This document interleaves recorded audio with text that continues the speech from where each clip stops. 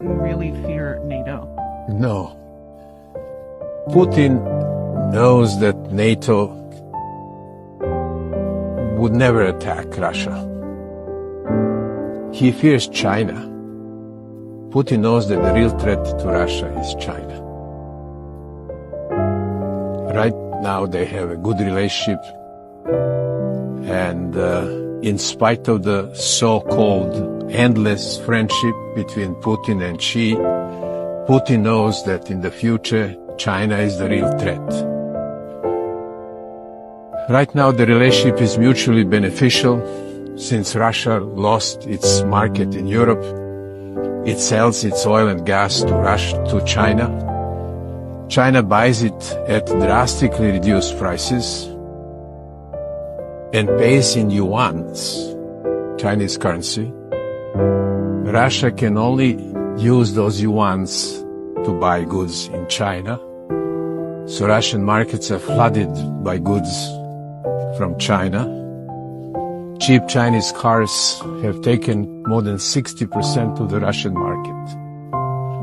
So it works for China. But China has not forgotten how Russia humiliated it in 19th century. In 1858, Russia imposed on weak China an agreement by which China was forced to transfer to Russian Far East about 250,000 miles of its territory, roughly the size of Texas. China is enjoying this relationship with Russia because it really works for China, but did not forget about that.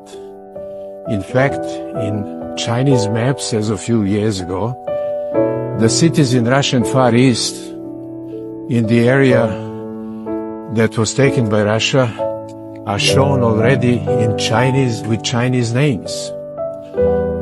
Russian Far East is very sparsely populated and thoroughly neglected by the government in Moscow. China takes advantage of that and sends hundreds of thousands of their workers to the Russian Far East.